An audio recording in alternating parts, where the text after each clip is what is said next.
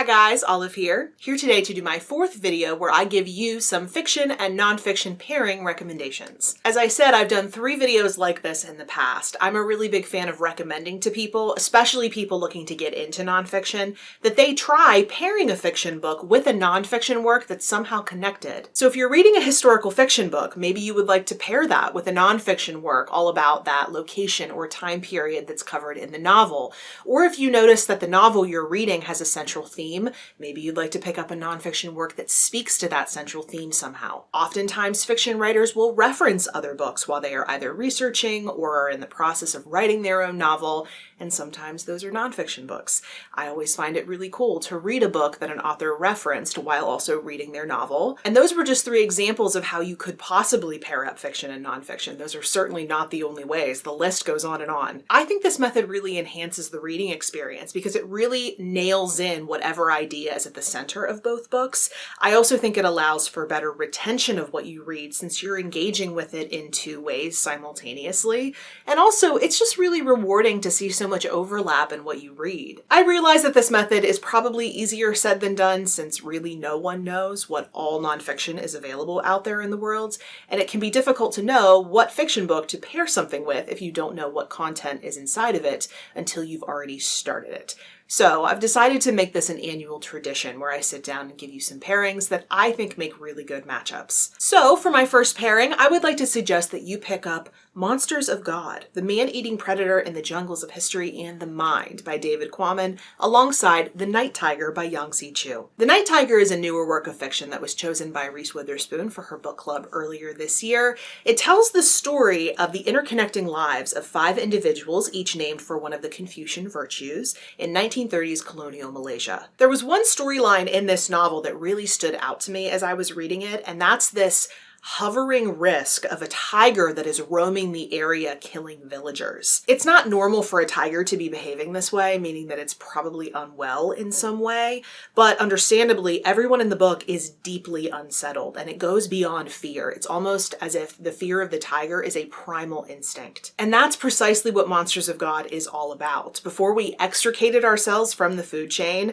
these big predators were a serious threat. And in his book, Quammen looks at several examples of what he calls alpha predators, so lions, crocodiles, bears, and of course, tigers. He uses these cases to get a sense of where these animals are now versus where they were in their prime, but he also goes inward into the human psyche to see if there are any deeply rooted fears about these beasts still present. I think reading it alongside The Night Tiger would make the fear that all the characters are feeling all the more prominent and also all the more relatable. I've spoken frequently about my love of nonfiction books that proclaim their own love for a specific author or a specific work of literature. I even have one on my Nonfiction November TBR. But one of those that is certainly worth your time is Meg, Jo, Beth, Amy. Little Women and Why It Still Matters by Anne Boyd Rue, and what better to read it alongside than the classic itself, Little Women by Louisa May Alcott. As I've gotten more and more into the classics, I've started to realize that a lot of the magic of them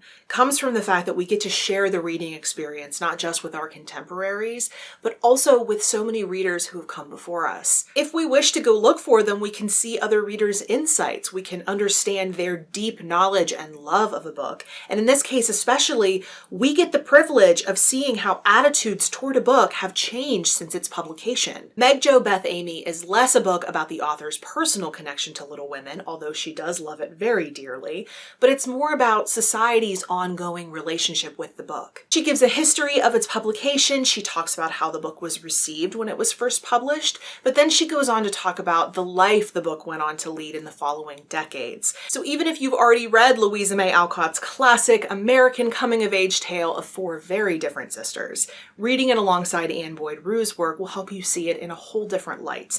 And what better way to prepare yourself for the new movie adaptation coming out in December. My next pairing showcases a Nonfiction November TBR selection of mine called Imagined Life by James Treffield and Michael Summers. And without having even finished this book yet, I would like to suggest that you pick it up alongside Mary Doria Russell's literary science fiction novel, the Sparrow. Imagine Life does exactly what the title suggests. It uses science to feasibly imagine what life on other planets may look like if it actually does exist. Our galaxy is full of planets. There are actually more planets out there than there are stars, so it's not completely impossible that some of what they predict here might actually be true.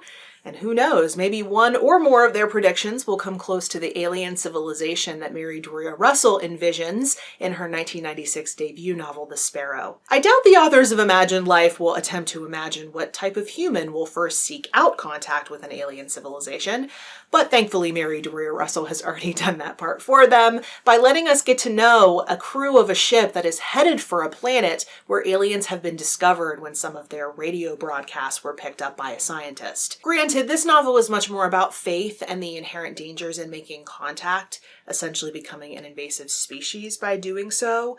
The foreign planet and all the different species on it that Mary Doria Russell paints are fascinating. They are just as thought-provoking as the story. Had Imagined Life been out when I picked up The Sparrow earlier this year, I would have loved to read these at the same time. I think it would have dialed that mental image up to 10. But maybe it still can for you. Next, I think it's a great idea to read Still Life, Adventures in Taxidermy by Melissa Milgram alongside English Animals by Laura Kay. I believe this is a great pairing, not just because the covers make such a great contrast, but also because in the novel English Animals, a Slovakian woman is hired by an English couple to be their au pair, but when she arrives, she realizes they don't actually have kids. Instead, they want her to help with all of their side businesses, one of which is taxidermy. At first, she doesn't really know how to feel about turning what were once live animals into stuffed, preserved figures.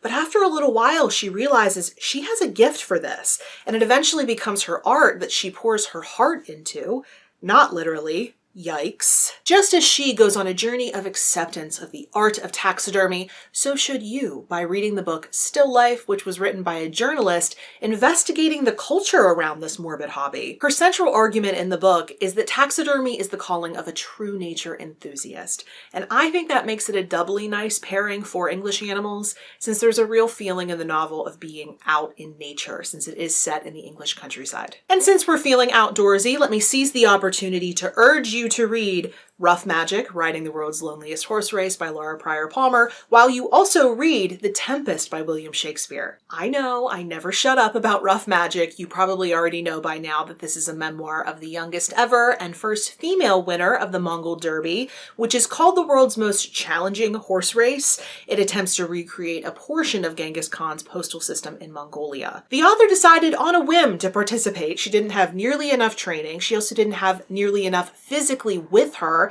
that she would need while riding across the Mongolian steppe, but what she did have, bafflingly, was a copy of William Shakespeare's The Tempest. It's the only book she brought. She talks about the play throughout the memoir. She goes through it every single night during her downtime before she goes to bed, and it seems to affect the way she sees everything around her. The landscape, the weather. She even named her book after a line from the play. If you've taken any one of my many recommendations to read Rough Magic since I started gushing about it this summer, please consider reading it alongside The Tempest. I think it'll really help you get into her mindset. And lastly, I can't help but mention one of my favorite pairings of all time, Walden by Henry David Thoreau, and my absolute favorite novel, Rules of Civility by Amor Towles. There are probably a few books I've talked about more on my channel than Rules of Civility. I read it every single year, but this book tells the story of 1 year in the life, 1938 to be precise, of our main character, Katie Content. Katie is a very bookish character. It's one of the things I love about her. She talks about her love of Charles Dickens and Agatha Christie, but there is one book that she gushes about in particular that goes on to have an impact on another character later in the story, and that's Walden. Katie says at one point that infinity can be found on every other page of it. Walden is a book about stripping life down to its essentials and living simply. Prior to writing the book, Henry David Thoreau decided that for a stretch of his life, he would try to isolate himself as much as he could from society and try to get a sense of what life is really all about once you remove all that clutter. And in Walden, he describes that experience. So much of Rules of Civility can be boiled down to looking at one's own choices and trying to determine whether or not we're chasing the things we actually want, or if we're going after things just because it's what society expects of us. And at one point you can see a character pick up this novel and you can see from the sidelines the impact it has on them, the way it's shifted their mindset. I read Walden for the first time last year and I fell in love with so many sections of it.